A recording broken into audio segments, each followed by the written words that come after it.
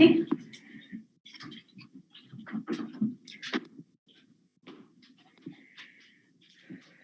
This is an audio test for the February 3rd Board of Education meeting. The open meeting will begin around 7 o'clock p.m. The board entered into executive session. We'll be entering an executive session in about 5 minutes to discuss confidential employee matter and complete some tenure candidate reviews.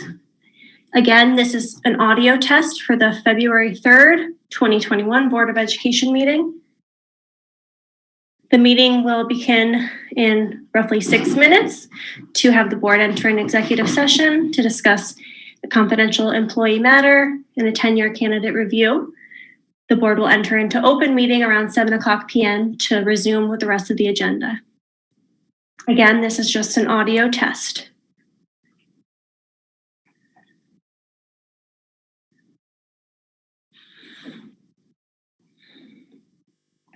This is an audio test for the February 3rd, 2021 regular Board of Education meeting.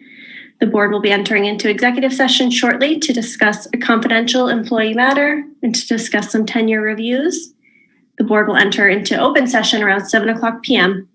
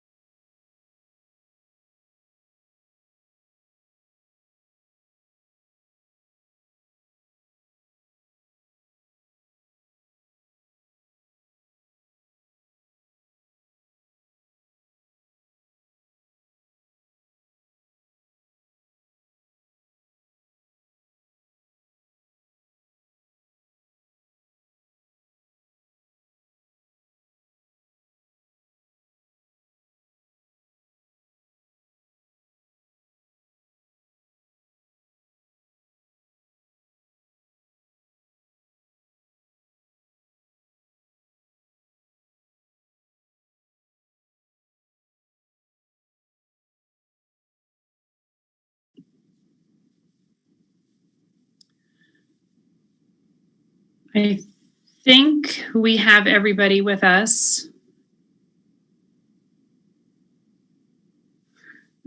So if we can reconvene the meeting to open session.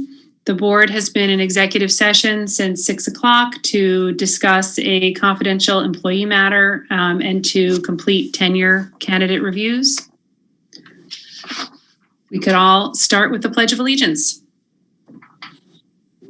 I pledge allegiance to the flag of the United States of America and to the republic for which it stands, one nation, under God, indivisible, with liberty and justice for all. I'll do introductions if everybody just wants to wave. From the board, we have Meredith Moriarty, Wendy Sampson, Chris Meyer, Christine Beck, Jonathan Fishbein, Willow Bear, and myself, Holly Dellenbaugh. And from the administration tonight, we have Jody Monroe, Judy Kehoe, and Dave Hurst. First up on the agenda is approval of minutes. It is recommended that the Board of Education approve the minutes from the January 20th, 2021 regular board meeting. So moved. Any discussion? All in favor? Aye. Any opposed? Any abstentions? That passes. Next up is our superintendent's report. Sure, thank you.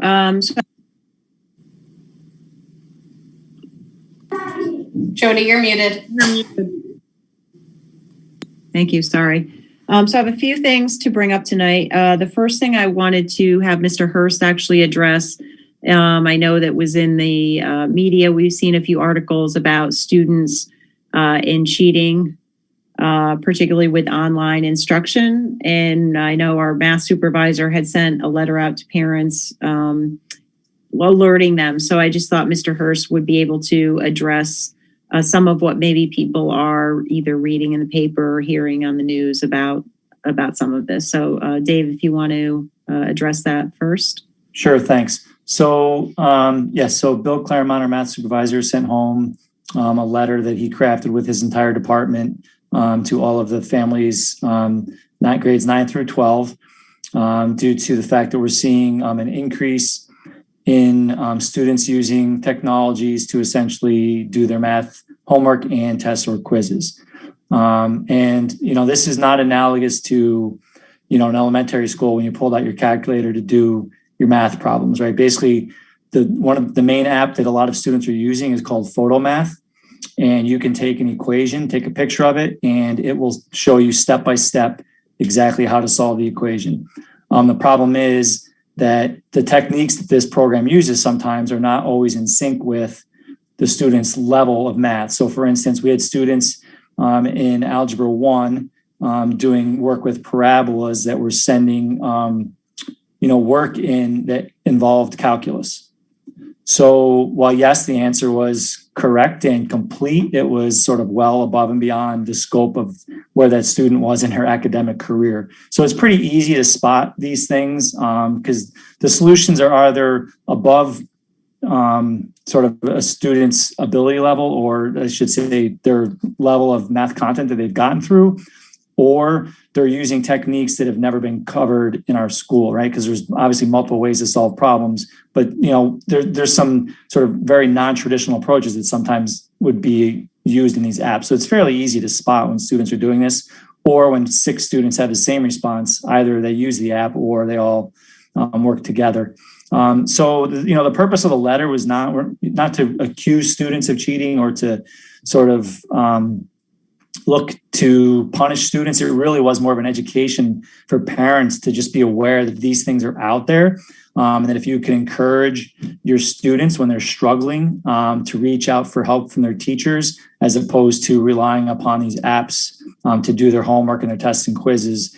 Because while, undetected, yeah, it might help your grade, but eventually this is going to catch up with you, that if you're not learning the fundamentals, the foundations of these math courses, eventually this is going to catch up. So it really was just meant to be sort of informative for parents, that we are aware students are using these apps. It's quite obvious, actually, and that any proactive approaches parents can do at home to encourage students to seek help when needed, as opposed to relying on these apps. For sure, this is not an issue isolated to Bethlehem. Schools across the state, across the country, are dealing with this very thing. And in fact, higher education is dealing with it as well. Colleges are really struggling as much as high schools with student and academic dishonesty. So, again, it's not an isolated incident to us. So we thought we would just sort of get out ahead of it, try to inform parents of what's out there for students to use, and just ask for help in ensuring that, students are putting their best foot forward honestly. And if they're struggling, they should really be reaching out for help and not looking for sort of end arounds to get their work done. Thanks, Dave. Does anyone have any questions about that before I move on? I've got a couple other topics in my report. Okay. So next, the next thing that's been in the news a lot is high-risk sports. Mr. Keys is joining us in case there's some questions that I'm not able to answer. I just put a couple slides together for you because I think the board needs to just know what the criteria is to move forward with any high-risk sports at this time. So, Brittany, if you could go to the next slide. So, if you recall, the governor, I guess it was a couple weeks or not quite 2 weeks ago, basically said that high-risk sports could move forward. However, it needed the local Department of Health's approval in order to do so. So what the Department of Health did is they provided a guidance document to all the local school districts about what was going to be required in order for school districts to move forward safely with high-risk indoor sports. And so the minimum requirements that they set forth, and I believe this was given to all the counties across the state, and some of them have perhaps modified it, but this is what Albany County provided us, and that is that the Board of Ed, must approve the district school's participation in each of the specific high-risk sports, which I want to be clear that we're currently not approved for high-risk sports under these minimum requirements. So this is letting everyone know what the requirements are until we get there. Each school superintendent or leader must oversee the creation of a sports-specific plan, which needs to be approved by the school's medical director, which is Dr. Gafuri, who Len shared the plan with me, and we did share them with Dr. Gafuri, and he did get back to us that he does approve the plans for each of the sports. With a caveat, I just want to say that wrestling, even though that's considered a high-risk sport, we would not be offering wrestling. We had decided that a while ago that we just didn't feel, nor did Dr. Gafuri feel that that could be done in any safe manner at this time. Each parent or guardian has to sign an informed consent. A student athlete does have to be medically cleared by our healthcare provider. And we must agree to fully cooperate with any case investigations with the Department of Health. And we must establish a confidential phone number or email address. I would assume we would use, have both of those. Probably email is probably more practical for most people to report any concerns. So those are the minimum requirements in order to move forward with any high-risk sports. Brittany, can you go to the next slide, please? And so this is where we're not currently able to. The 7-day rolling average in the county has to be below 4%. I think as of today, Albany County was at 5.3 or 5.4, something along those lines. And if at any time the positivity goes above 4%, activities must go back to just the training and conditioning, which is currently allowed. The hospital capacity must be above 15%. which it currently is in Albany County, and the rate of hospital admissions must not be unacceptable in the absence of any emerging epidemiology data or anything that's identified by either Albany County, New York State, or the CDC. If something happens, I'm guessing this was included because of perhaps maybe the variants that are being recognized, that in those two instances, the last two, that the New York State Department of Health or Albany County could ask us to restrict these activities. The next slide, please. So this is obviously the challenge because you saw Rensselaer County is moving ahead. Schenectady County just met the metrics, and I believe Saratoga County is probably soon to follow. And so what the Suburban Council has done is they've met to develop a schedule where leagues would begin, kind of with staggered times, knowing that Albany County is probably going to be the last county to be able to participate, looking at starting games a little bit later, with the expectation that teams could play non-league games, and that seasons cannot begin for any individual school district until all components of the guidance is met. So I think I saw Schenectady County is planning to begin around February 13th or somewhere along those lines. And keep in mind, the sports season is relatively short to begin with. It's February 1st through March 13th because Fall 2 starts, I believe, March 8th. So whenever schools can participate, it might be very limited, but it would be something. I think, is that the last slide, Brittany? Yeah.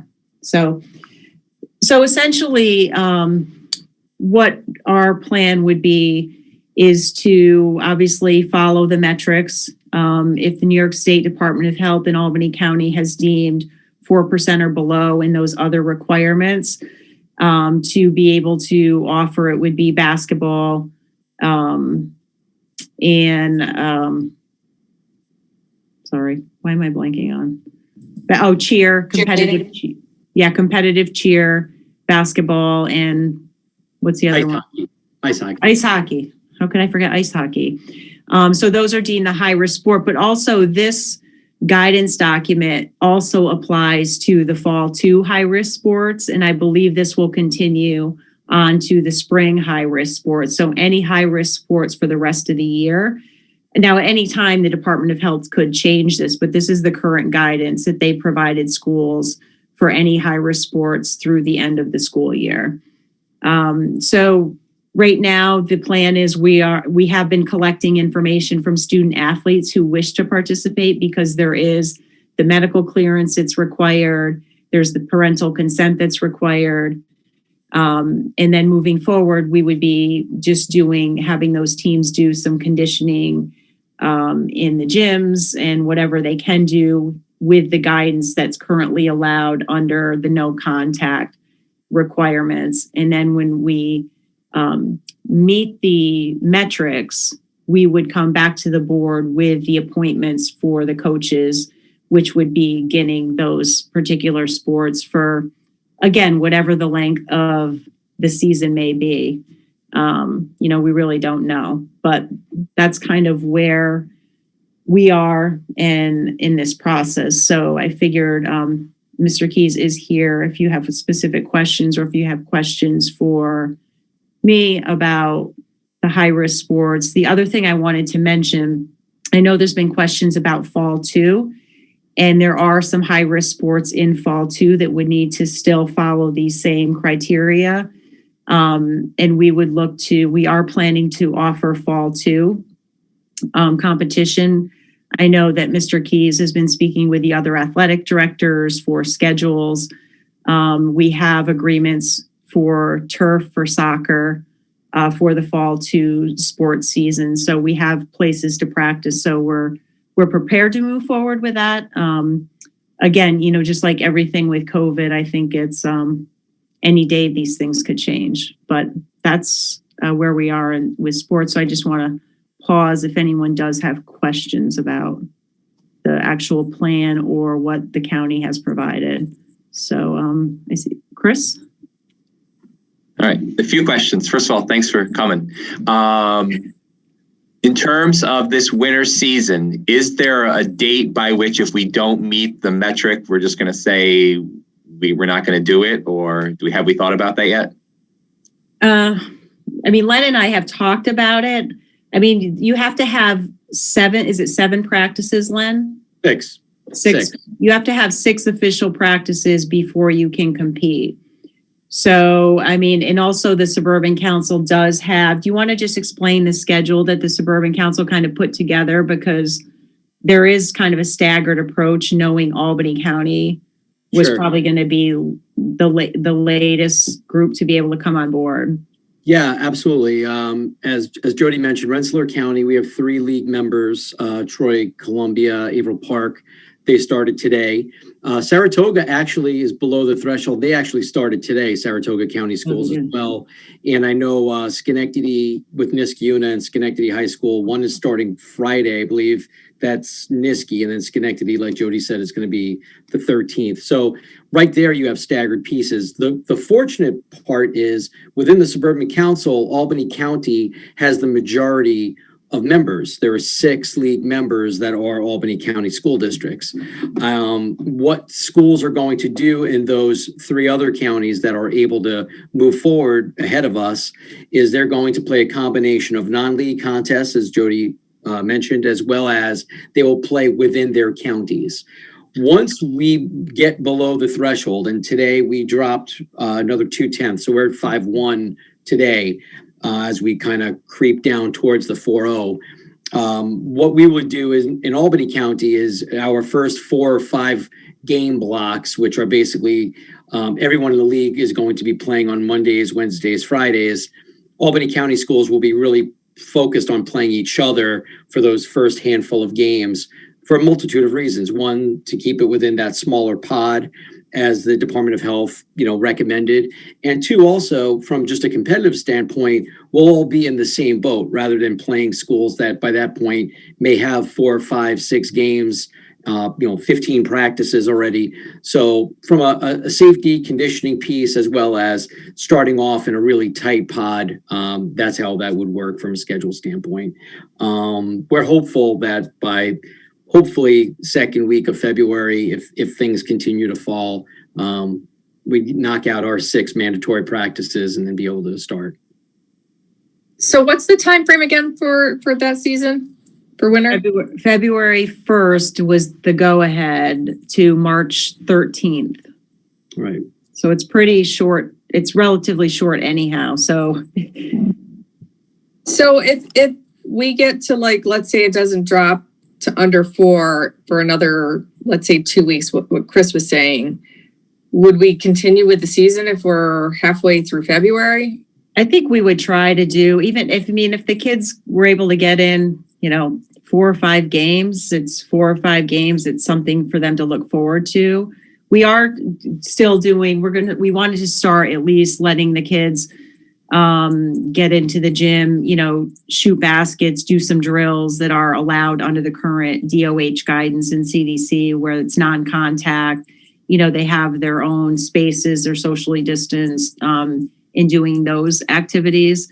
So, but they can't practice until you meet the metrics to be able to actually start your season. So you can't count that time is your mandatory practices for the season. It's just conditioning. So, it could be, 4, 5, 6 games.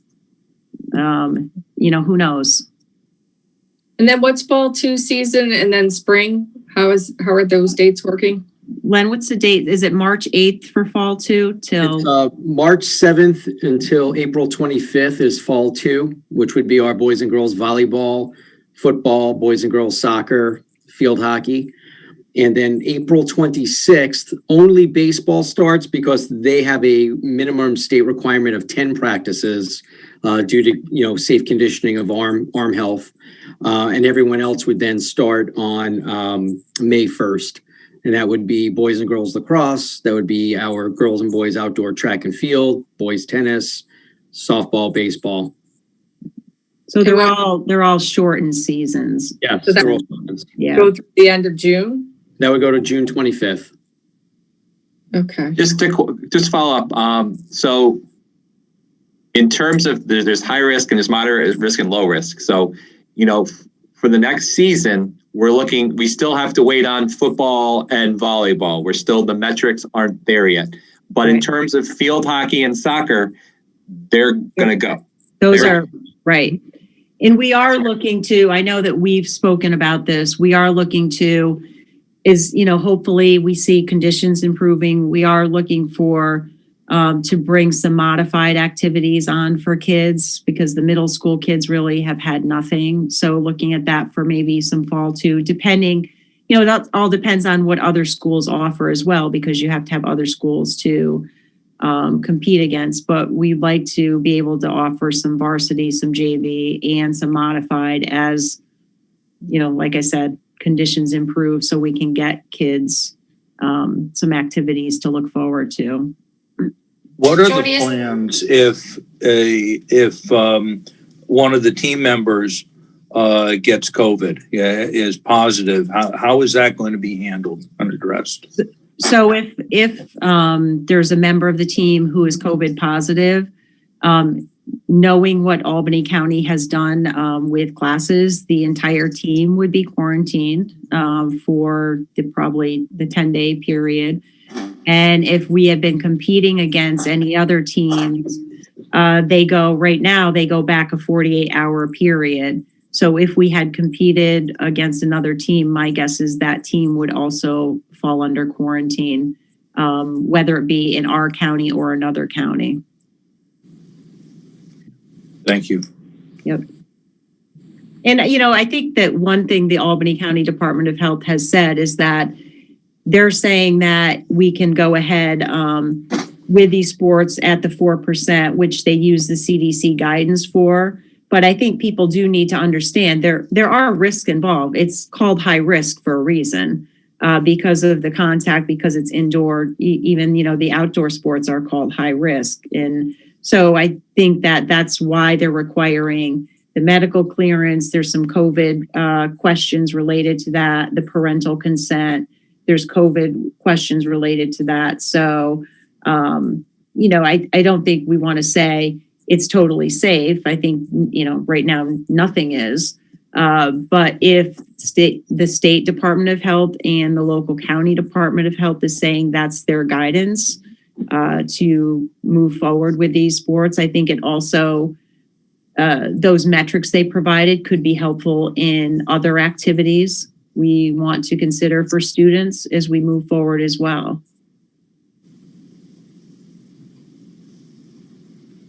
Any other questions related to sports while Len is with us? Yes, sort of. I would just say that these things, we're at a point now where we need these and other activities for kids. In the beginning, in the fall, I think we were at a different place where, I was talking about emotional well-being and physical safety, and I was prioritizing them. We're at a point now with these students where the emotional piece is now affecting their physical health and well-being, and we see this in these kids.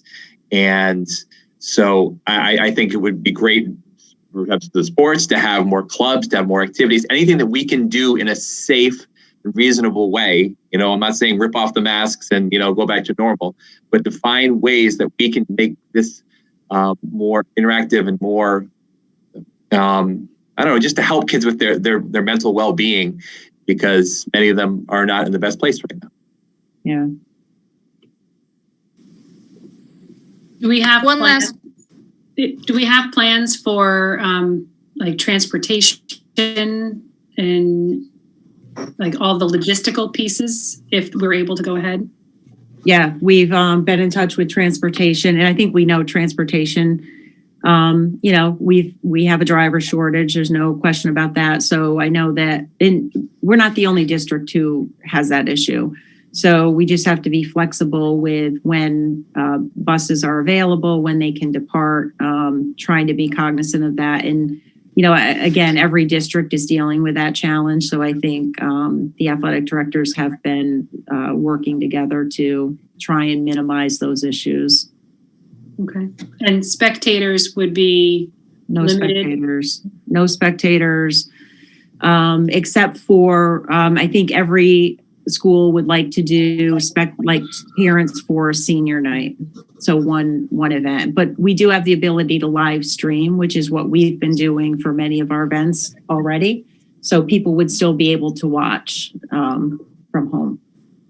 Well, I mean, I know the numbers in the county are heading in the right direction. I would just say maybe a message to all of the athletes that are keeping their fingers crossed that not to attend any Super Bowl parties this weekend. Yeah. Right. I know. And there's been question, February break, we could see some spikes upward, and that's certainly not going to be helpful to get to that 4%. And just to echo that, there are students that are doing sports outside of school. And if we want in-school sports to happen, we need to maintain that same level of safety and health prevention at those practices that you would at a school practice. Because, we don't want disease, COVID being spread there and shut down a school season. Right. Caitlin, I had a quick question, and I think it'll show how dumb I am about sports, so I even hesitate to ask. But with the way the winter season and the fall 2 season are going to overlap, are there athletes that would typically play both and now are going to have to choose?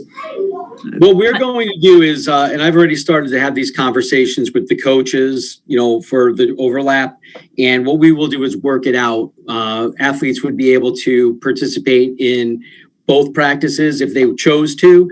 What the wonderful piece is, since sports are also considered winter, all their practices are covered already. So if you are, let's say, a bowler and now you want to go try out for, basketball, those practices would cover. And it's the same thing once you're going from, say, basketball into a fall to, say, soccer. So that piece is already covered. But coaches know throughout the year, in all of my coaches' meetings, and we meet regularly, my coaching staff, even though we're not in a full up and running mode, patience and flexibility has been discussed all year. So whatever we can do to work together to make it, the maximum amount of participation for the kids and as normal as possible is what everyone's really working to do.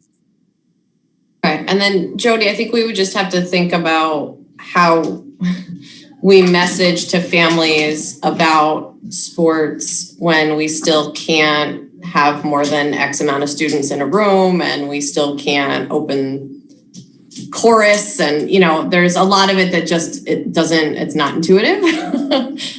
So I have to think about how to reconcile that in some way when we're messaging to families. And we are looking at, based on some of this recent guidance, we are looking to extend some of those opportunities that we have not been. So, for example, in high school, they are doing some choir in the auditorium. I met with Jason Dashu and Dave Norman and came up with a plan that we believe meets the guidelines, and we're trying that out and then hopefully extend it to the middle school. We're also looking to, tonight on the agenda are the musical appointments, to look at those, and then also looking at the secondary level, allowing kids to stay after school for some academic help, and if some clubs want to meet after school. So we are looking to bring some of those activities to kids. So I think that will help. And I think some of this guidance that we did receive is perhaps helpful in help us make some of those decisions that have been somewhat of a struggle.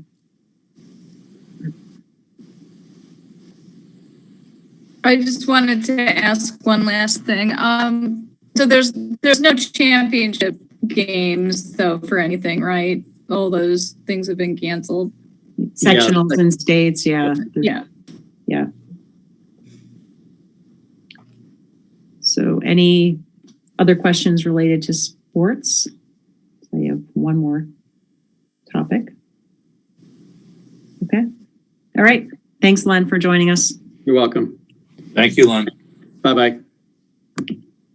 And then the last part of my superintendent's report, I know that in the fall we had a request from some members of the community for the Hall of Fame committee to consider removing Megyn Kelly from the Hall of Fame.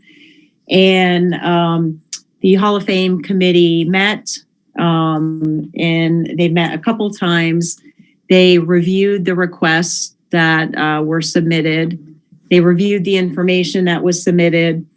They then reached out to Megyn Kelly specifically to ask her and follow up on some of the concerns that were raised.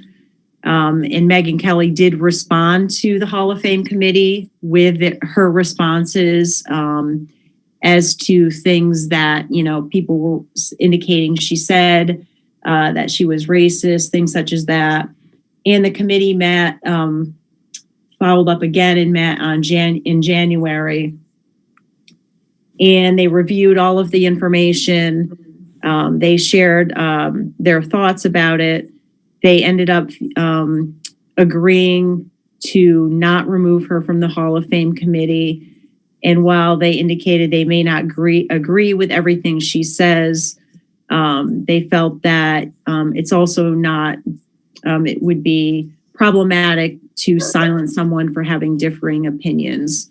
So they voted, and there was a unanimous vote to keep her in the Hall of Fame.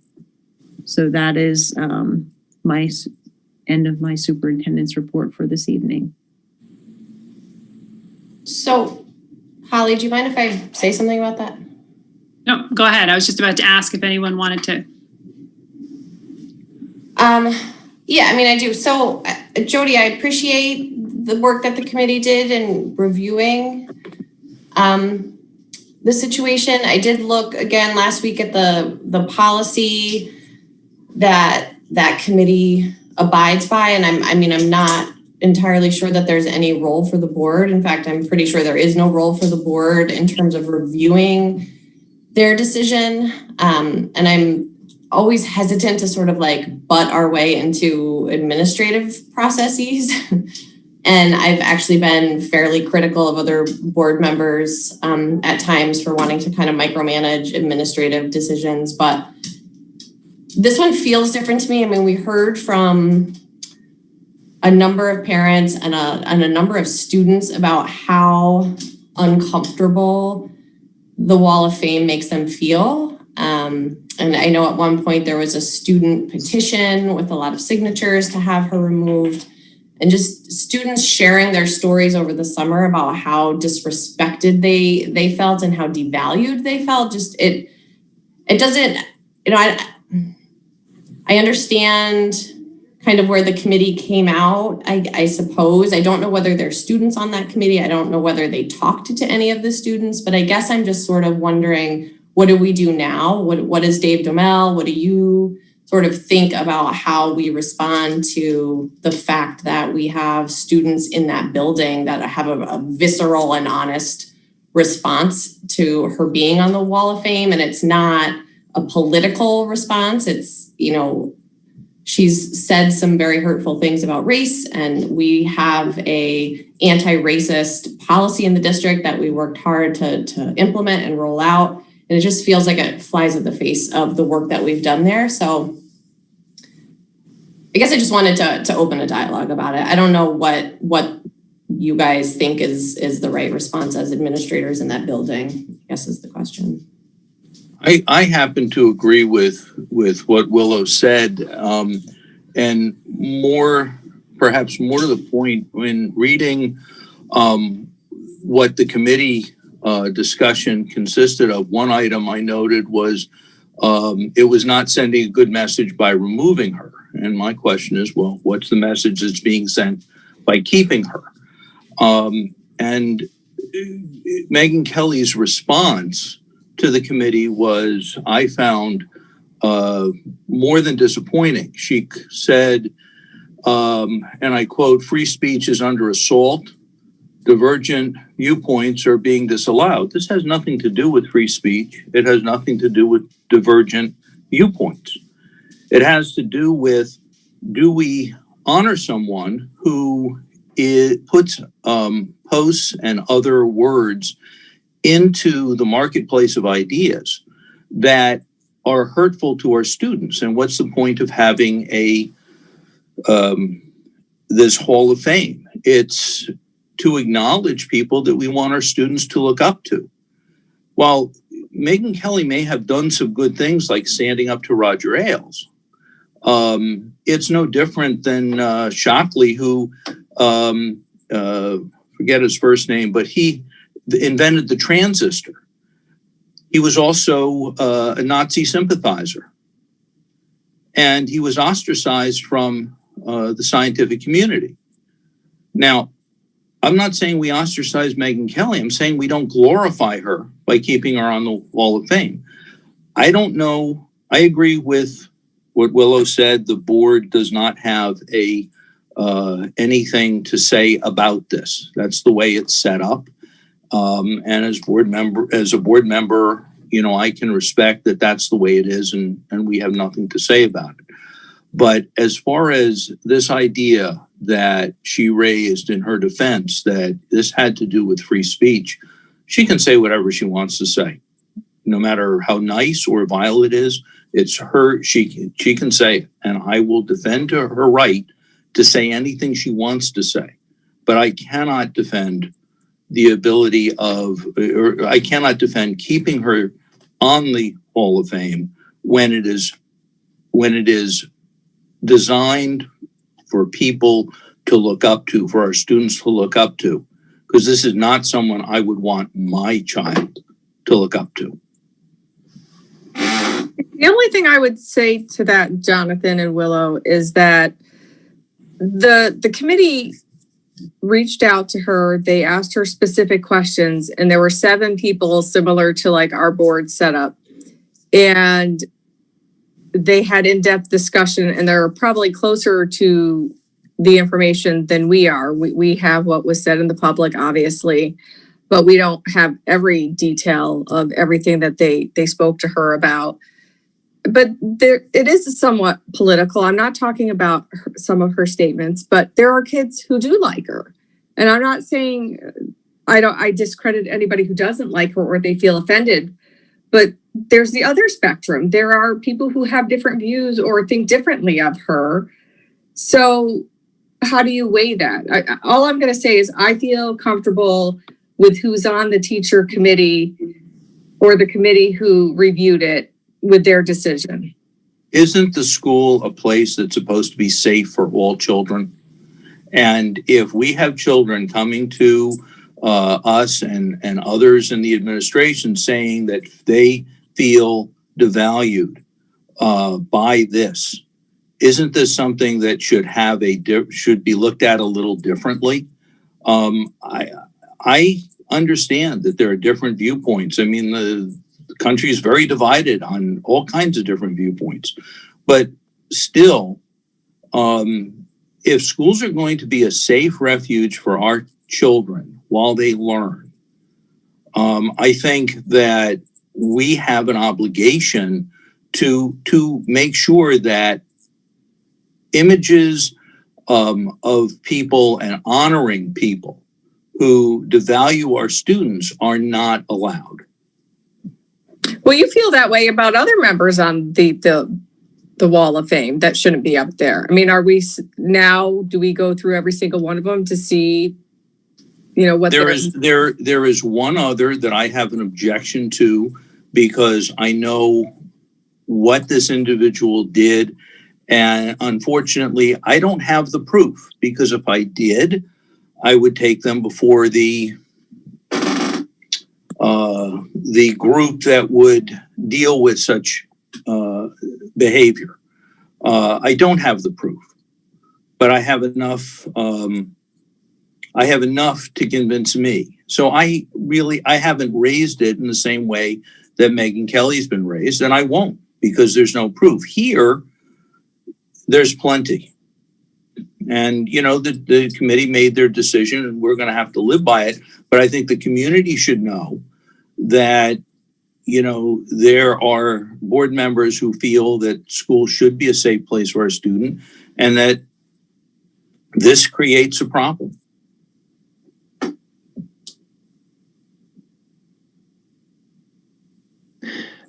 I just want to say a few things too, because I've been thinking about this since this all started months ago, and it's weighed a lot on me.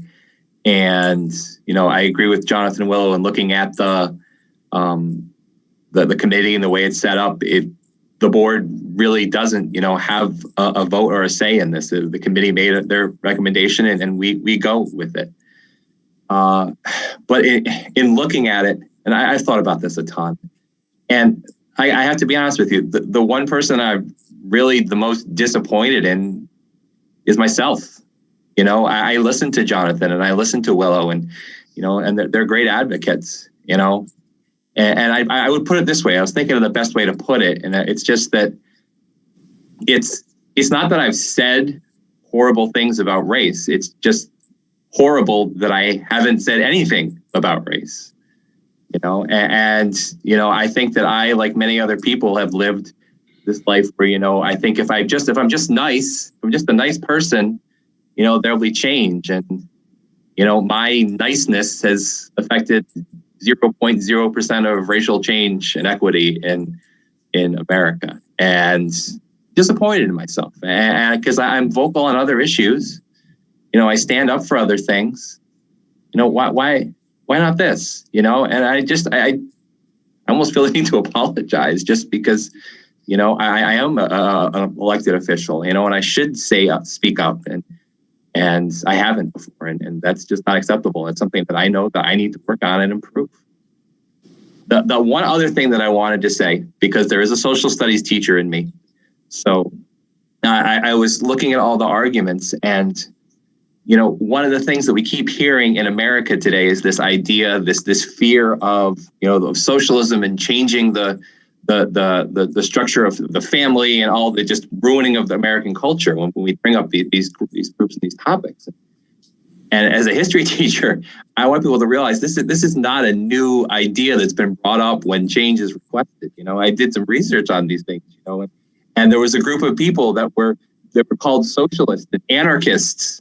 And a threat to ruin the world. They were women's suffrage movement. Okay, so this isn't not a new argument. Martin Luther King Jr.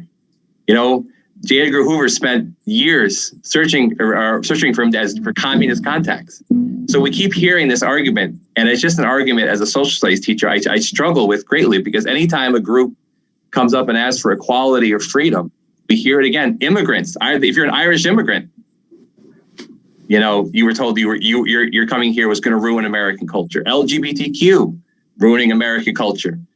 Women entering the workplace, it's going to upset the family culture.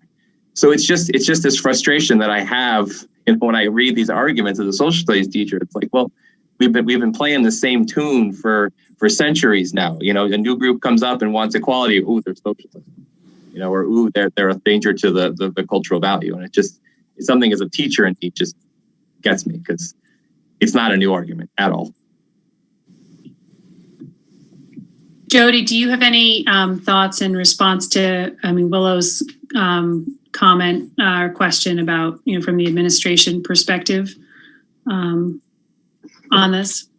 Well, I think that, to be fair, sorry, that's us too. I didn't mean to put it on you, Jody. That's all of us. I was just opening it up for what are we going to do next? well, I think that we are, though, we are moving forward with this. The board established the anti-racism policy. We've been doing a lot with diversity within our curriculum, which actually I'll speak to tonight in the State of the Schools. I think you've seen some of the work that the buildings have been doing.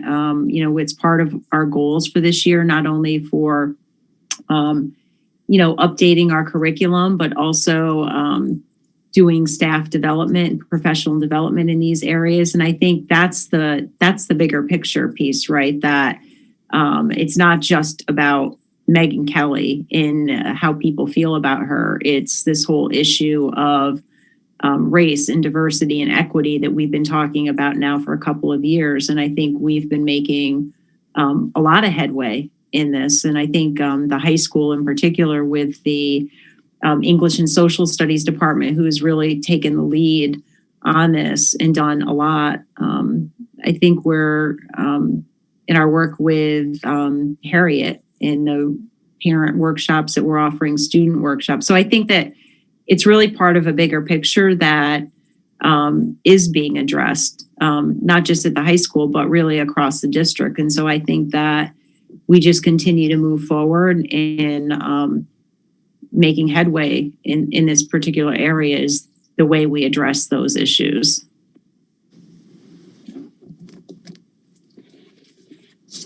Meredith or Wendy, did you have any thoughts? Yes, actually, I did.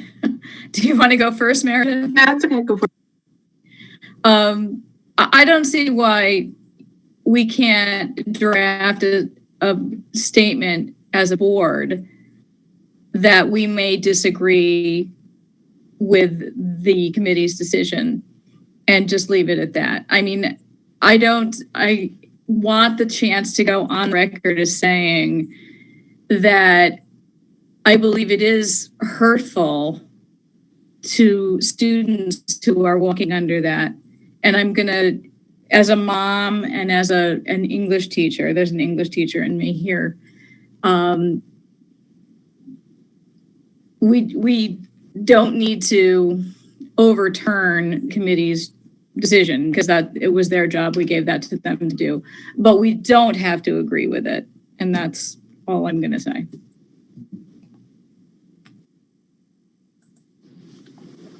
Meredith? Thank you to Willow and Jonathan, especially for voicing a lot of my opinions. I think it is something that we should think about whether or not this entire Hall of Fame is bringing any value at this point to the school district. I don't know. It's taken up a tremendous amount of administrative time. And I just don't, right now, I'm not seeing the value in it. What is it teaching our students? That some people who went to the same school as them accomplished things. I think that can be done in different ways. And I don't want anyone in our school to feel uncomfortable by something that we have put up in our school. And if it's not bringing value and it is hurting children, I don't see the point of it at this point. And to circle back just on what you said, Meredith, I don't agree with it being up. I just feel that the committee, we let them make the decision and they did the investigative work and they came to that conclusion. But I do agree with you. I'm not in favor of a Hall of Fame. I think that people contribute to society in many, many ways, and to highlight certain individuals for the different ways that they contribute doesn't necessarily add any value. And like you said, it created a lot of angst. And, of course I want every student to feel safe at the high school. Nobody should have to walk by her picture and feel uncomfortable. And it shouldn't also be something that's going to cause problems between students who may or may not agree with that opinion. So if it's just causing turbulence, then that's really the question for the board or the administrators is, do we want to continue this practice? And I feel that we probably shouldn't, but that's another point about that. I've noticed the middle school is doing like a monthly, I forget what they call it, hero or something like that, where they talk about 4 different people who've contributed and kids vote on them. And that is a way for kids to learn about historical or contemporary figures that maybe they didn't have an opportunity to learn about before, and a way that we're getting more diverse, important figures into the discussion. So maybe that's something that we could be doing at the high school instead of just recognizing people who went to our school who also did interesting things. Why not talk about a more diverse group of people and just bring that knowledge to our students and have a Hall of Fame, not necessarily linked to our school, but people who have done interesting things that you may not have heard about or learned about, and a way to educate our students about people who have contributed in ways that aren't necessarily that they hadn't learned about before. I'm just throwing that idea out there. Meredith, I'm glad you brought that up. I think it has been a successful program at the middle school. And I think one of the things that has been successful about it is that it has included a lot of student voices with respect to both selecting the individuals that they're voting on each month and actually doing the voting on them. And then having information up about them in the hallways. I would like to thank the committee for their efforts in meeting additional times to take a look at this issue and making the effort to reach out to her and review her responses. I do want to respect the process, even though I agree with, I think, what pretty much everybody said, which is that they don't necessarily enjoy her membership in the Hall of Fame. But with that said, and what Meredith and Christine were referring to, I'm wondering, Jody, whether you can, I'm not sure if it would be with Dave Domel, maybe have a conversation and about the value of the Hall of Fame in general at this point. Whether it's something that we should have, whether we need to have it, and then be able to, report back to the board on the outcome of that conversation. I think that would be valuable. Sure, I'm happy to do that.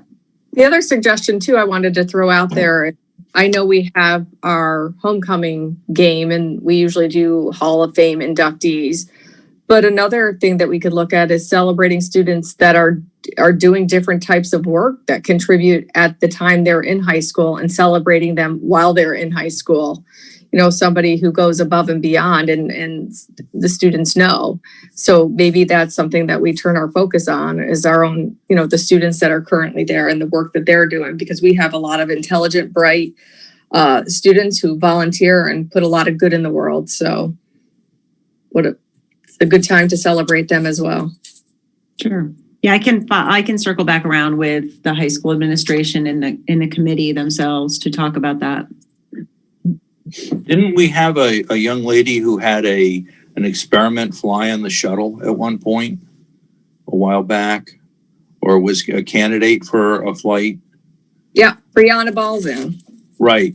So somebody like that who goes above and beyond would be, an ideal candidate. Anybody have anything else on this that they want to add? That does conclude the superintendent's report. It's a little lengthy tonight. Sorry. that might be a record for a superintendent's report. I think it is. Yeah. Next on our agenda is our board report. And I think it will be significantly shorter. I did want to congratulate Amy Roos and the cast of Life After. I watched the film of the show, and I can only imagine that it must have taken Amy and her team a lot of time to put that together. And I just wanted to congratulate everyone involved with that. I also wanted to say thank you to everybody who was involved with putting together the parent meetings that were held in the past couple weeks. I'm not going to try to list everybody because I know I will forget someone. But I listened into both of the meetings, and I thought they provided a lot of valuable information for the parents. And I've heard from people in the community that they felt like they had a lot of questions answered, and we're really happy to have the chance to kind of check in and hear what was happening and be able to make their voices heard at this mid-year point. Does anybody have anything else that they would like to share? I also got to see see Life After. Amy did a great job. The students were really excellent. It was a lot of fun. A little of it went by quickly, and I periodically would miss something. So I ended up watching it twice, and it was just enjoyable the second time. Yeah, I love the creative thinking about picking a show that could be done in that format and be just as good as if we were watching it in the theater. So I know that those kids were so excited to be able to do something. So I really appreciated that we thought outside the box. And we got a front row seat, which, and ticket price was right too.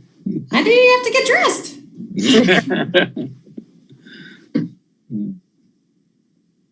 And I don't think we had have had any committee meetings since our last meeting, but I just want to double check in case I'm missing something. Okay. Anybody have anything else? Then I will turn to the next item on our agenda, which is our presentation this evening, our State of the Schools report. Okay, thank you. I think Brittany's going to pull up the presentation. And we're going to tag team on this.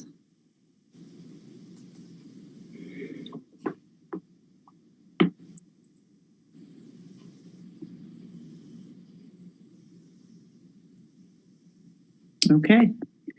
So the State of the Schools 2021. You can go to the next slide. So it's hard to believe that it's been over a year. It's been almost a year since we started hearing about COVID. So this year's State of the Schools is somewhat of a condensed version. It doesn't include much of the strategic plan since we put that on pause.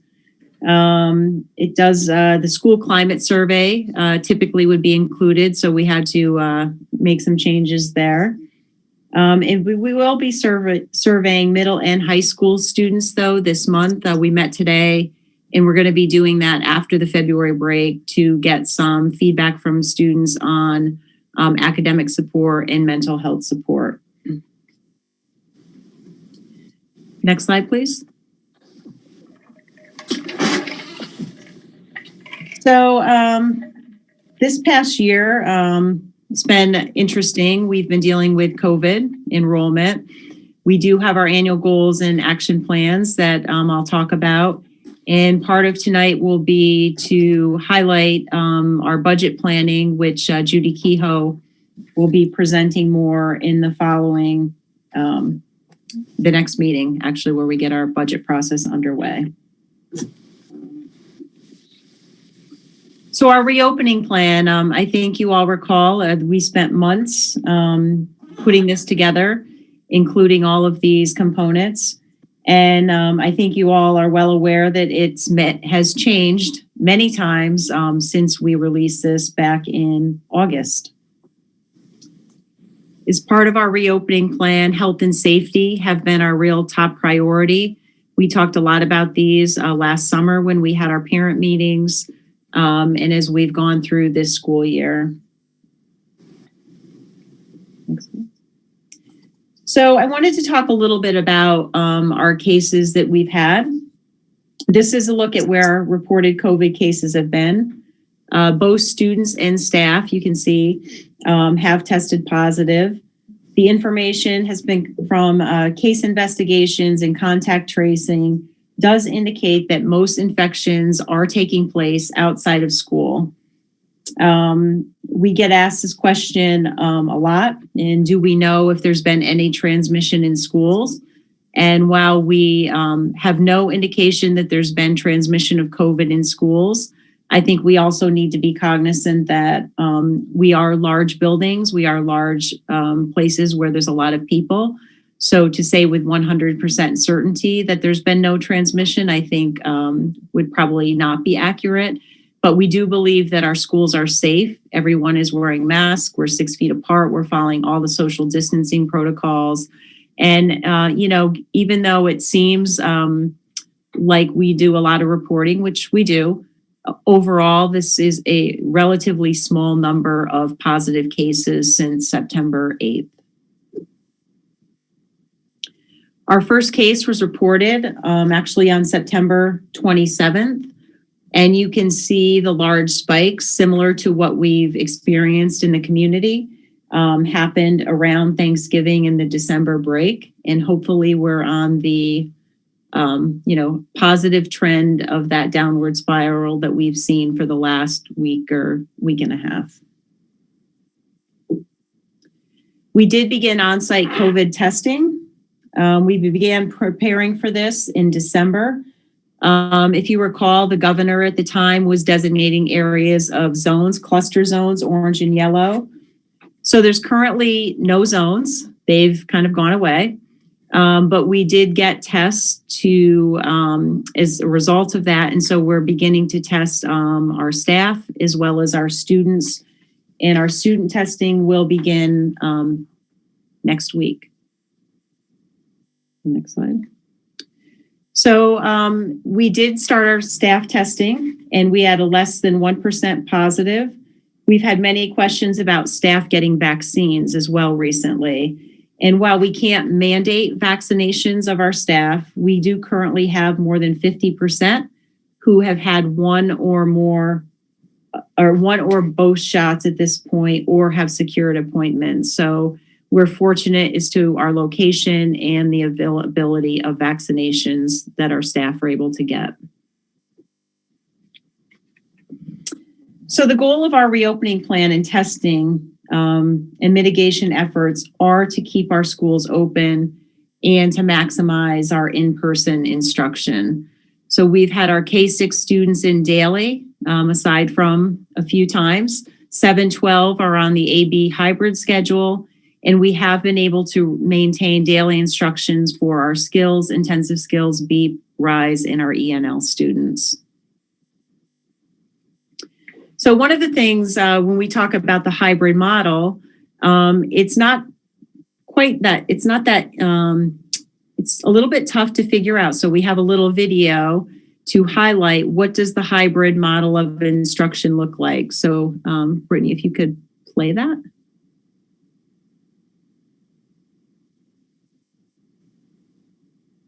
There's no sound.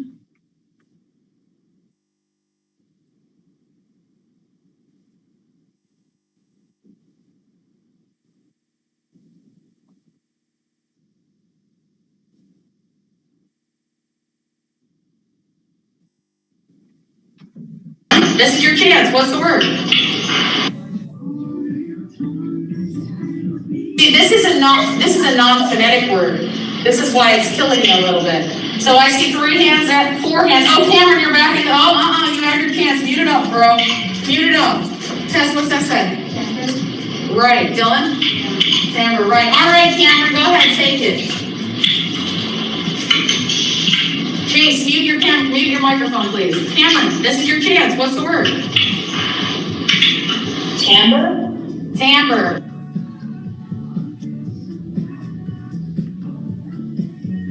So that's what a classroom in the hybrid model looks like. And you'll see all of our 612 teachers using that model of instruction. For our K-5 students, however, we do not have that model. We did not believe that that was an effective way for our K-5 students to learn. So we did create the K-5 Virtual Learning Academy.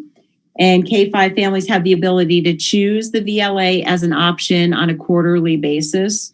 And we do manage enrollment between the VLA and the elementary classrooms. So that gets a little tricky when people are transitioning, but the VLA has been a highly effective model, and we've had some great feedback from families who have been enrolled in that model for much of the year this year. Thinking about our enrollment, we are tracking this. This is a big part of our planning from year to year.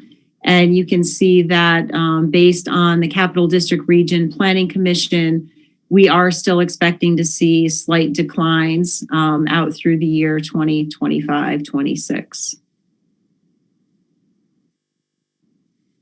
And again, you can see this not for K5, 6, 8, and 9, 12.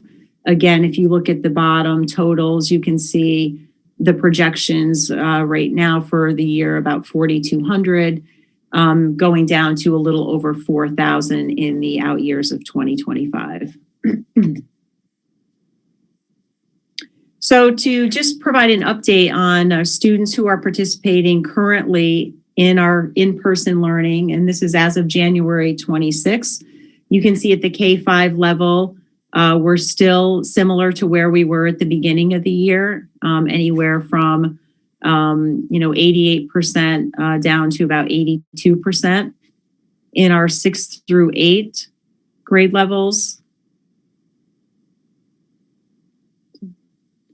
we're right around between 76 and through 82% as of, again, January 26th. And our 9 through 12 is currently where we've seen the biggest dip. So in grades, at the start of the year, we were closer to 85 to 90%. And if you look currently, we've had a lot of students, transition to virtual only, to grades 11 and 12 in the 50th percent. So we've been talking about this, and one of the things we're going to be asking families to do, if you recall at the beginning of the year, we asked people to commit to the hybrid model, the AB model, or virtual model. And during the holidays, things got a little crazy, and we had a lot of COVID cases and a lot of quarantining. So we had many families and students who went to just virtual, particularly in the middle and high school.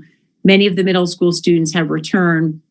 We still have a lot of high school students who are remaining virtual, quite honestly, because they don't want to have to quarantine, because we've had many students and staff who have had to quarantine 3 and 4 times. So what we are planning to do is beginning after the February break, we are asking families particularly in the high school and middle school, if you're going to be virtual, you need to remain virtual until the 4th quarter, because we also have many students and many families who have asked for their children to come in daily. And with this kind of drop in our numbers for the hybrid model, it only makes sense to allow students who want to be there daily to come in if we have the capacity to do so. So we'll be communicating that out in the coming week and asking people to commit, because at the high school particularly, we are seeing many students who show up certain days, and if the weather's not good, they want to stay in their PJs and they don't come to school, and that's really not fair to the students who want to be there every day. And we've also had a lot of questions about how can we get more students in the building? And I just want to go back to this diagram, which we showed as part of our reopening plan. And currently the guidance is that students have to be 6 feet apart in classrooms. And so when we talk about, can't we just bring all the students back? The reason we can't is we just don't have the physical space with the social distancing requirements of 6 feet. If those social distancing requirements lessen, where we could go to 4 or 5 feet, we could absolutely get all of our students back. But with 6 feet social distancing in the size of our classrooms in our secondary schools, we just don't have the capacity to do that at this time.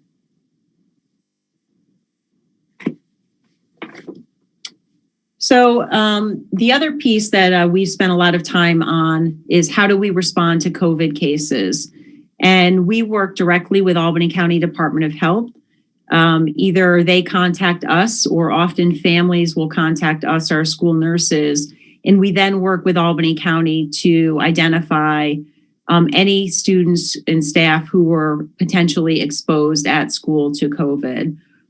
This then results in the process of identifying contacts that we then have to provide to Albany County Department of Health, and quarantine notifications to any families or staff members who have to quarantine as a result of that exposure. From there, we have to report any case details to the school community, which are pretty much our daily notifications. And then we also have to report that to the New York State dashboard. And I think one thing that is important that people don't always understand is that the Department of Health is the lead agency when it comes to contact tracing and quarantining. School districts don't get to decide who has to quarantine. We have to take the lead of the Albany County Department of Health. And this flow chart just, I'm not going to go over this specifically, but you can see that there are a lot of people involved in positive COVID cases that have to be reported. And this flow chart really gives you an idea of the number of people who potentially have to be either contacted or involved in that process. So our strategic plan, we put that on pause, if you recall. We used the metrics from 19 and 20. However, because of COVID, there were a lot of things that we felt just made sense to put on pause. So we did see some progress when we first put that in place. In year one, 43% of our metrics we met, and we helped establish the baseline data. It does help us identify areas of focus, and we set our annual goals to meet in areas of academics, character, community, and wellness. And we did modify some of our metrics from the beginning of the plan. However, because of COVID, 61% of our year two metrics couldn't be measured, and 92% of them were impacted in some way by COVID, which is why we felt it was important to kind of put that on pause. And once we're past COVID, we will do a reset of our strategic plan. Last year, we were rated the #1 school district in the capital region. And out of 430 upstate districts, we were ranked number 6 again in academics. And this is from the Buffalo Business First. We've remained number 6 for the last several years. So related to our goals this year, we are still continuing some of them, although we did modify them. So we are continuing our program reviews.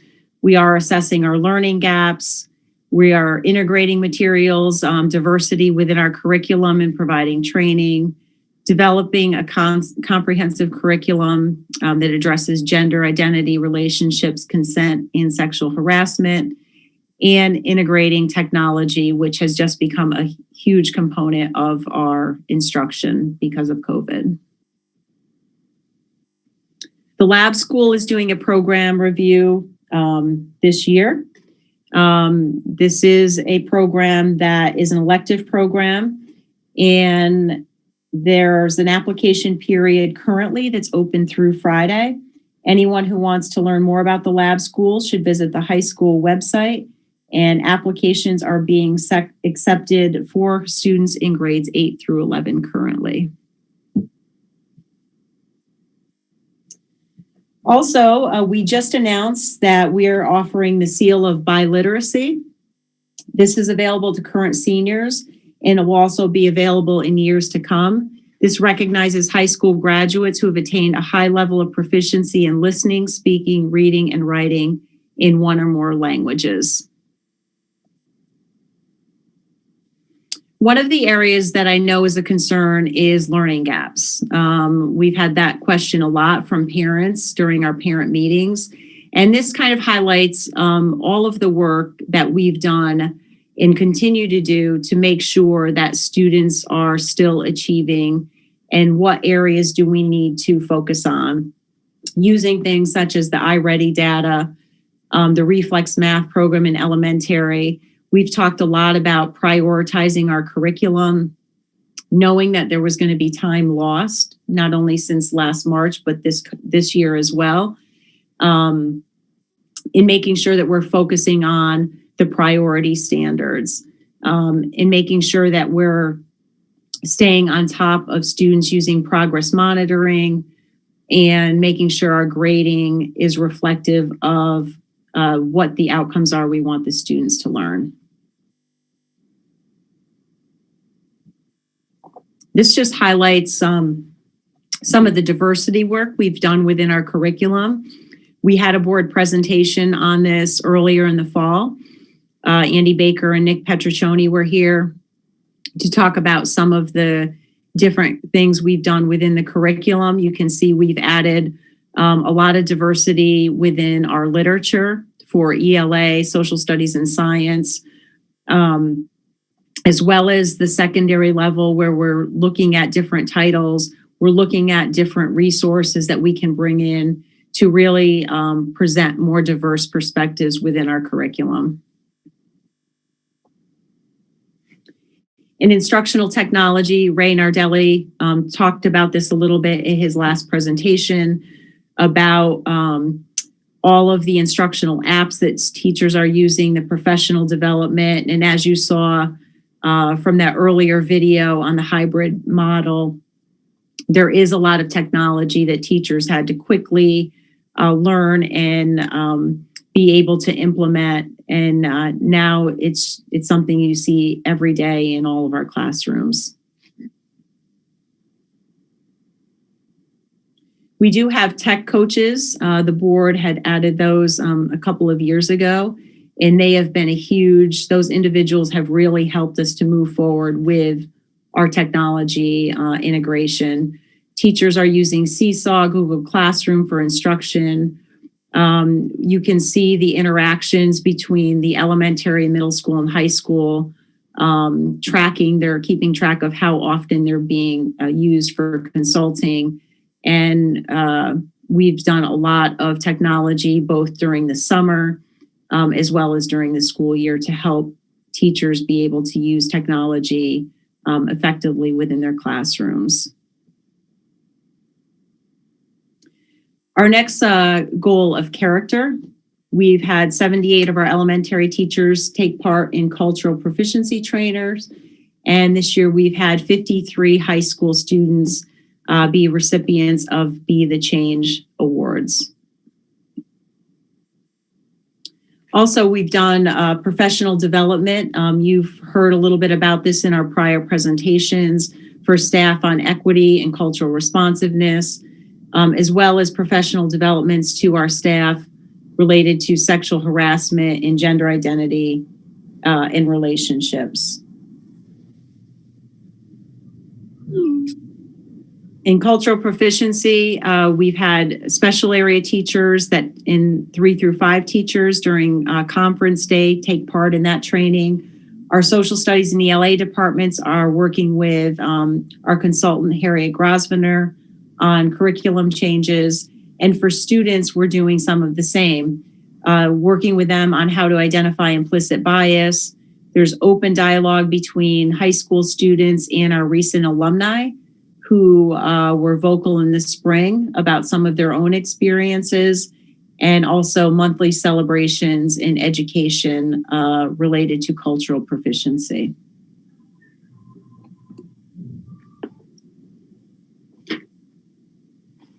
This is an image of some of what's been happening in our schools.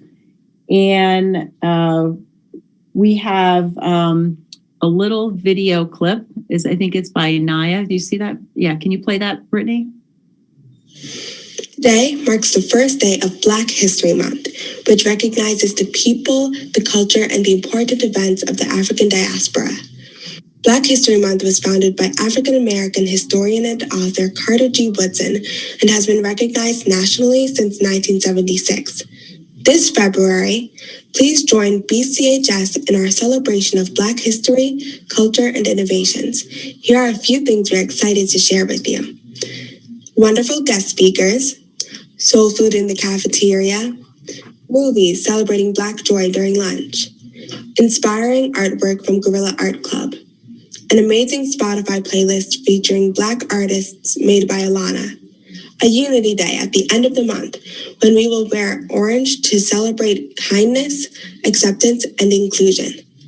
And lastly, an outstanding Black History Month Google Sites where you can find all of the aforementioned information and more. Now, why do we celebrate Black History Month? I will leave you with this poem. Black History Month by Nikki Giovanni. If Black History Month is not viable, then wind does not carry the seeds and drop them on fertile ground. Rain does not dampen the land and encourage the seeds to root. Sun does not warm the earth and kiss the seedlings and tell them plain, you're as good as anybody else. You've got a place here too. And that was Naya Santalese who did that announcement on Monday to kick off Black History Month at the high school. So I thought that was worth sharing. And related to sexual harassment, our goal is, I think we've said this will not be tolerated. We know we have a lot of work to do in the areas, and these are just a few examples of how we are working to educate students and staff at every level. And again, Kristen Connor and Fred Powers had shared more information on this at a prior board presentation. Also, one of our goals related to community, strengthening family, school, and community partnerships. We have adapted as needed to assist families and students no matter where learning takes place. Our food service and transportation team have played a huge role in this effort.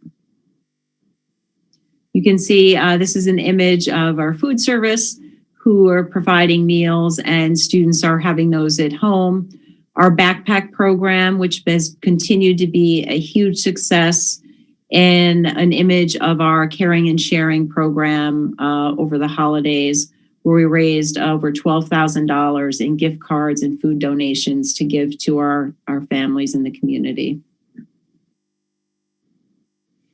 And wellness. This year I've had 15 Q&A sessions for parents and staff to help address their questions. And our guidance department, if you haven't checked it out, has created a virtual calming space for students and staff, and there are 18 national parks if you'd like to go explore those.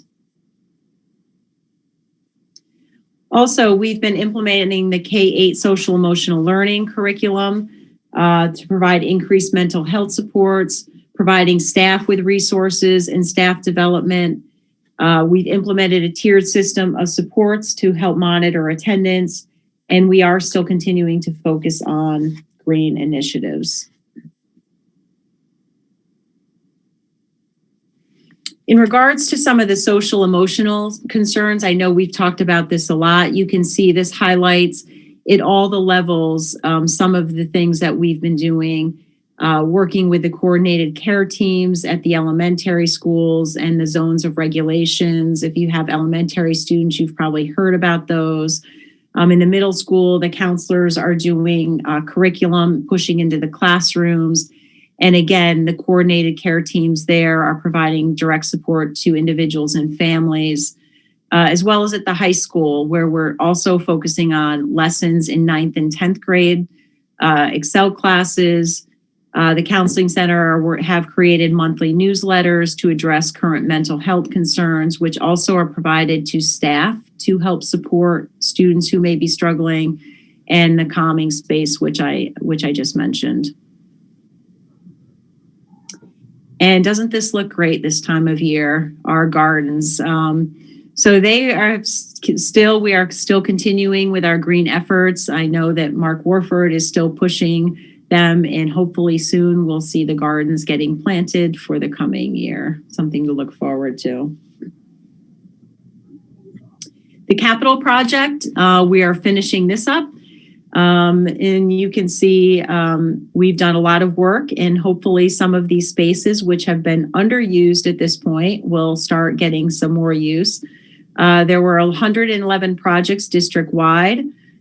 This was approved back in 2016. It seems like that was so long ago.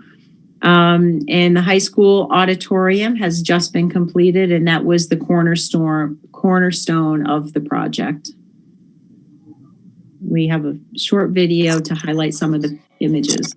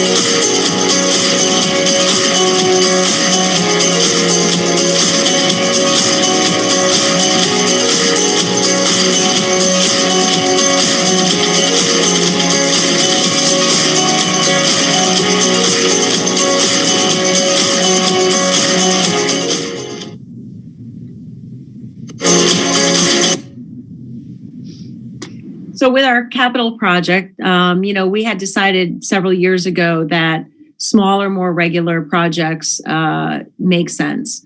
And so since last spring, we have been working with our architects to identify what potentially we might be considering for our next capital project, which you will hear more about. So in the next steps, we would be identifying what are the major projects, and the Board of Education would determine those priority projects with a review of the facilities plan. And we would need to then set timeline for considerations of construction and community readiness. So more to come on that. And finally, the budget, which I know Judy Kehoe is very much looking forward to for her next presentation. So the state aid outlook is made up of a lot of things, and we've heard a little bit about what the state is considering, although there's a lot of unknowns at this time. It does look that state aid would be significantly lower in 2021-22 due to some reductions in building aid and transportation aid. And there's some shuffling of different aids from federal to state, which we will talk more about as we get into the budget project. In 2020-21, aid payments will be made in full, which is good news because we had heard that there would be a reduction of up to 20%. So it looks like that will not happen. So the current budget for this year is just over $103 million. The property tax levy is $68 million, and we had planned to use the fund balance of about $3 million.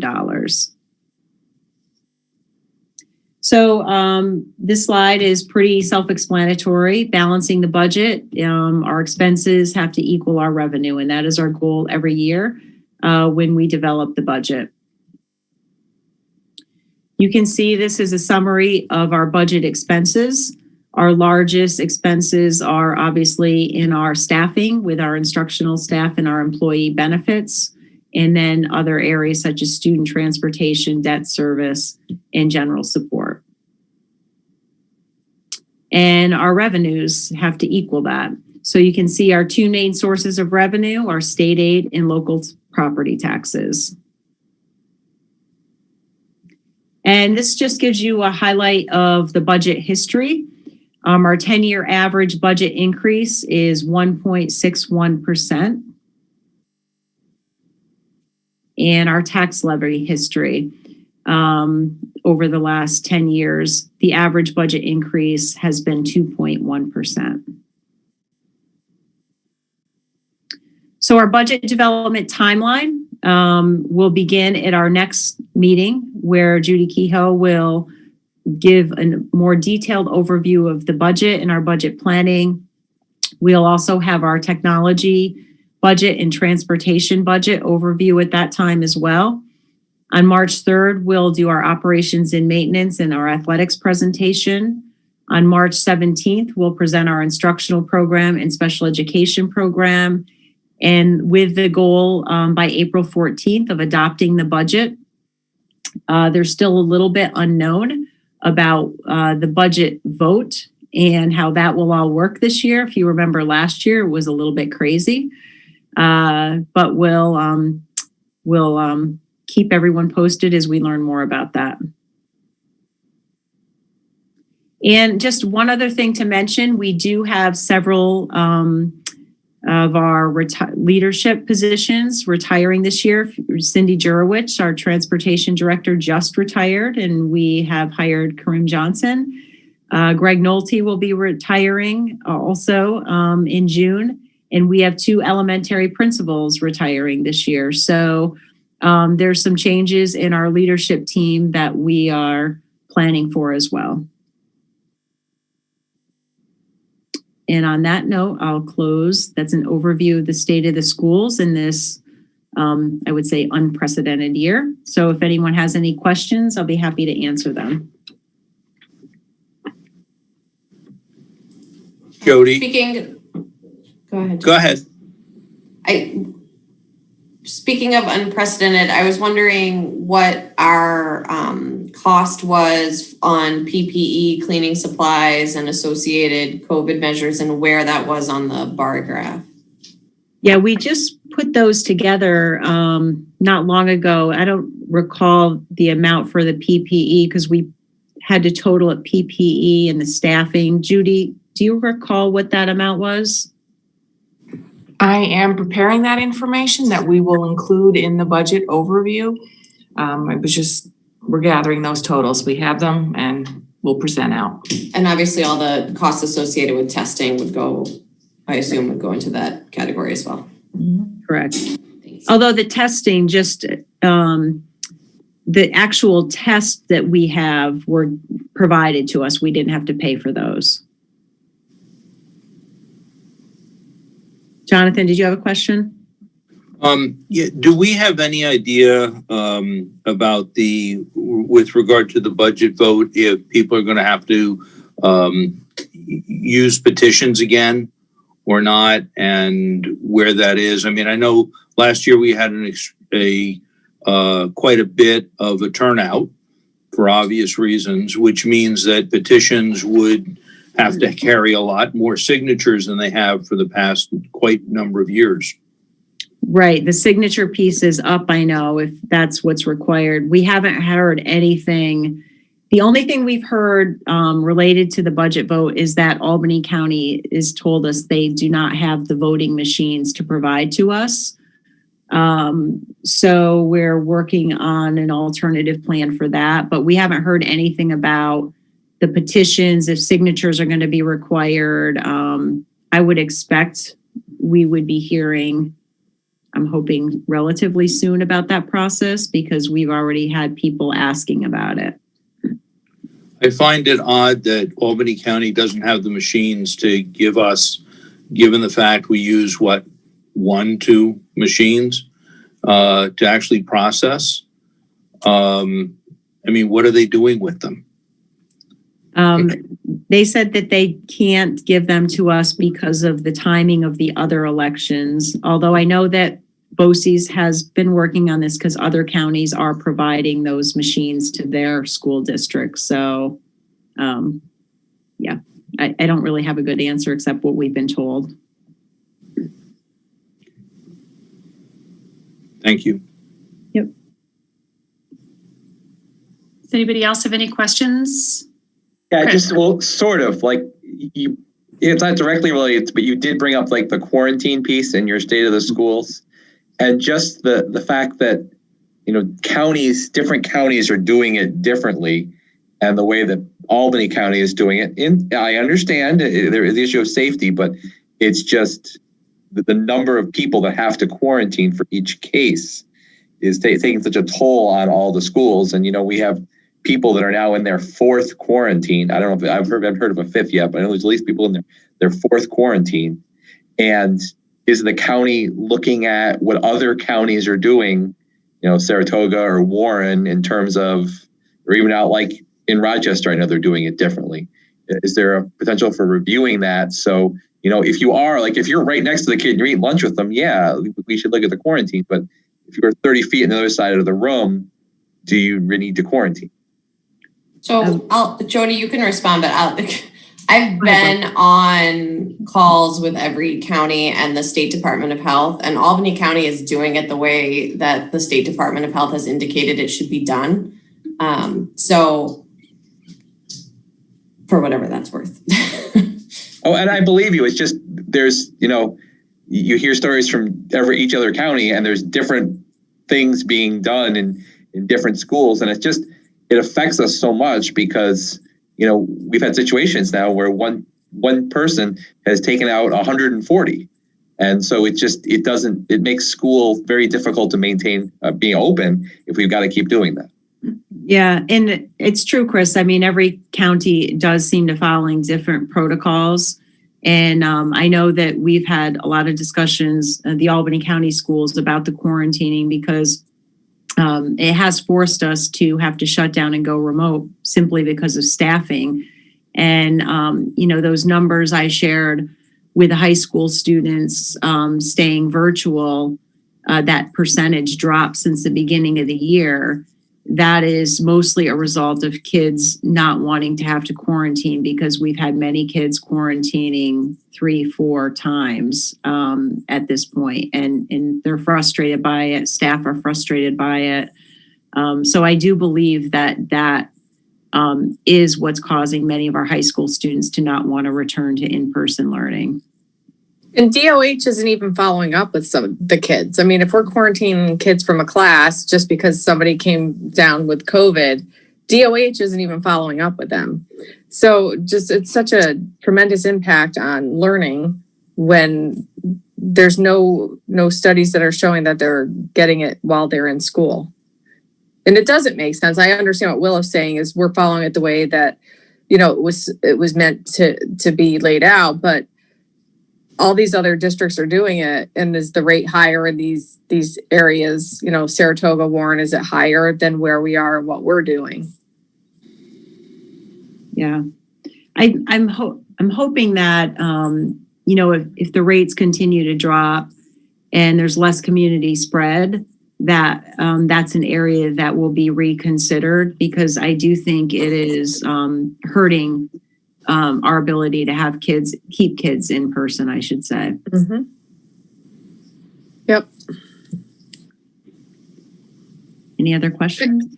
Yes, I have a question about the money we expend on PPE and a lot of other COVID-related expenses. Is that not reimbursable by the feds through the CARES Act?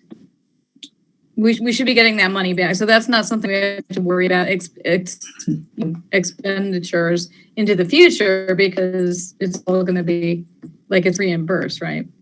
Well, maybe not. Maybe not. Help me how it's supposed to be. How it's really. Yeah. Judy, do you want to talk about the CARES funding and also the FEMA piece? Well, FEMA is the main thing. We've submitted the FEMA application for the expenses that they would allow. We haven't heard anything on the application. I will let you know as soon as we have some money in hand or some kind of a determination on that. But to date, nothing. So we're going to include that in the information that we present to the board, what we've spent, what we expect to have reimbursed, and then what areas we've saved on. Because at the end of the day, we want to make sure that we're able to live within the budget that was adopted. So we'll give you that overview at the next presentation.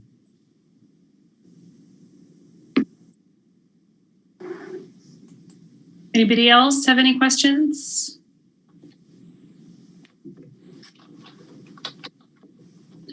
Thank you, Jody. Sure. Sharing all that with us. I particularly like the video of the construction update and getting a chance to see the auditorium in particular. It looks great. I can't wait to actually see it. Yes, we're excited to hopefully use it soon. Yeah.